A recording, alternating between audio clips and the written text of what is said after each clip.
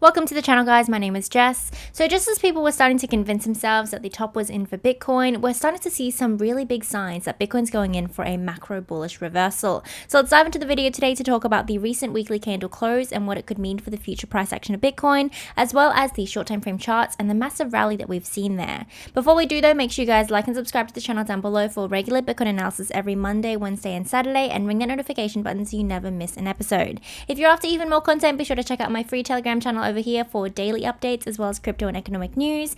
And if you're interested in my VIP channel, you can get more details over here. VIP gives you exclusive access to my personal trade setups with exact entry points, targets, and stop losses.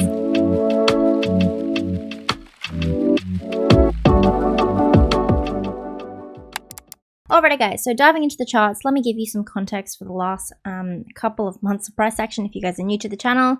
So for the last 4.5 months, Bitcoin has been pretty much strictly consolidating between our base of support here at $60,000 and our key macro resistance there at 72k. And at the start of June, it was actually looking very, very bullish. We were going in for our second retest of that key level of resistance there, but just as we were testing that level of resistance, we had some really bearish economic news come out. I think it was job data or something like that. I can't fully remember, but it was very, very poor timing. And following that, we had 3 weeks of absolutely brutal bearish price action. Bitcoin dropped a total of 16.62%, which was huge. And we even flushed below our key level of support here at $60,000, tapping 58,300 over here. Altcoins weren't safe from the slaughter. We had Bitcoin dominance rising not the entire way, but most of the way through that 3-week period.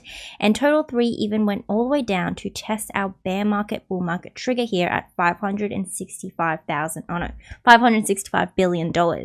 Right, so just as market sentiment is really dropping, things were looking quite bad and very, very critical for both Bitcoin and the entire cryptocurrency market. We're actually seeing some really good signs. So we've had a very, very bullish weekly candle close here, which I'll talk about more in just a moment. And Bitcoin broke out of our 3-week-long short time frame downtrend over here. Well, not short time frame anymore, but 3-week-long downtrend over here, and has rallied about 5% from this base here at $60,000, which is very, very good to see, guys. So let's dive into the analysis. Let's talk about the weekly candle close and why it is bullish. And we'll go over the short time frame charts, talk about the triggers for a bullish continuation, what we need to see to finally get that retest of $72,000 once again, and potential bearish invalidations. Before we dive into the analysis though, guys, let's hear a quick word from our sponsor, Bitunix. Bitunix is an emerging cryptocurrency exchange committed to providing you with a secure, convenient, and highly functional trading and investment platform. Available across all countries as a non-KYC exchange, get global access to over 150 trading pairs with minimal fees on both spot and futures contracts. Join today to get $5,500 in sign-up rewards and get 15% off all of your trading fees by signing up using the link in my bio or by using the code 1GG3 when you create your account. Alrighty guys, so starting off the analysis with the weekly chart here, let's go ahead and talk about our recent weekly candle close that just happened about 2 hours ago. Happens every morning for us in Australia on Monday morning. So the weekly candle close was bullish for a couple reasons, but the very first one and the easiest and simplest one to understand is the fact that it closed above our key level of support here at $60,000. If we see a weekly candle close below this level over here at 60k, we know that we have pretty much very likely exhausted this level of support here because we've invalidated it, right? Getting that weekly candle close tells us that on a macro time frame, the support that we have or the buying pressure that we have at this level is exhausted to the point where we are unable to close back above that range for the weekly candle close. But we didn't see that. So that is a very good thing, guys, because anyone who is claiming that the top is in over here and that Bitcoin is headed for a macro bearish reversal would have been vying for a weekly candle close below this level here. But we haven't seen that. And so as of right now, this level of support is still holding, and we should not be seeing that high time frame bearish continuation, which is a very good sign. Now, the second main point that tells us that this is a really bullish candle close is that it is higher than the prior low here within this channel. So the prior low closed at 61,447, that red line over here. And moving into the weekly candle close this morning, it was actually looking a little bit concerning because we were below this level for quite some time. As you guys can see, that wick over there went all the way down to 58,300. So if we had printed that candle, below that level at 61,500, we would have had a potential bearish trend formation happening within this channel of consolidation. So that would have told us that, sure, even though we hadn't fully invalidated this level of support yet, we were losing bearish strength against that level of support and losing bullish strength and gaining bearish momentum against that level of support. So that would have been highly suggestive of a potential breakdown rather than the break upwards that we were originally looking for within that, channel of consolidation that we have over here.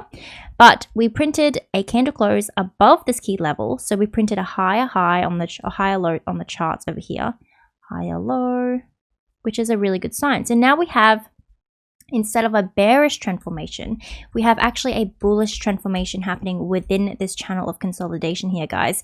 So that tells us that we are consolidating more strongly because we have a higher high and a higher low over here. So we have a higher chance of breaking upwards, right? That is the general pattern that we see when we have a symmetrical triangle formation entered into from the bottom side up, right? So that's very, very bullish. Again, we're validating the bullish narrative here with this candle close. And finally, it is bullish because of the actual candlestick pattern itself. Now, the candlestick pattern that we have here is called a hammer wick. And essentially the only thing you really need to know about it is that because we are printing this particular candlestick pattern after a 3-week long period of downwards price action, and we are currently testing support, is that because we have a disproportionately large wick compared to a disproportionately small body over here at the very top of the candlestick pattern, it's basically showing us that we are printing bearish exhaustion here, right? So that the buyers have stepped back into control at this point, at this stage of the price action, at this level over here, and have pushed the price so rapidly back upwards that the candle close itself is very close to the candlestick opening price over here. Essentially, it's a bullish reversal candlestick, okay? And it basically tells us that because we're seeing this on a weekly time frame on a macro chart, that the bottom here is in. For this recent price action over here, the bottom's in. We shouldn't be seeing a continued bearish trajectory. We shouldn't be moving below $60,000. If we do, it will be a very rapid kind of like flash crash kind of situation. It shouldn't be a natural part of the price action.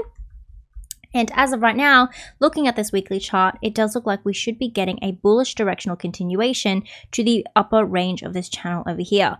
Now, naturally, there's a lot that we need to recover before we manage to get back up here to this 72K level. So let's go ahead and talk about the short time frame charts and the bullish continuations and bearish invalidations that we need to be looking out for on the smaller time frame. Okay, so moving on to the short time frame charts here, the key levels that we have in terms of support and resistance and bullish and bearish trigger points are actually really easy to identify. But let's go ahead and start off with support, because generally when we have such a rapid move upwards, we're kind of looking for a potential for a retracement. So that support level is going to be the maximum retracement that we should see in order to continue validating that short time frame bullish narrative. And we can see it really easily on the 1 hour time frame, and that is the top of this horizontal channel over here.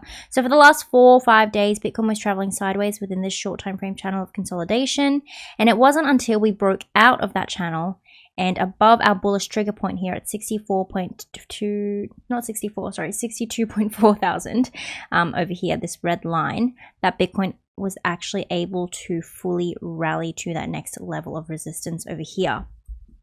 So this resistance flip, support resistance flip, is now our key level of support, and it ranges from $62.1 to $62.4 thousand. So when I say maximal retracement, I mean if Bitcoin goes down and exhausts here in terms of, short time frame bullish momentum, if it exhausts, as long as we maintain above this level, we still have a bullish narrative. We still have a high potential for bullish continuation as long as we maintain our level of support.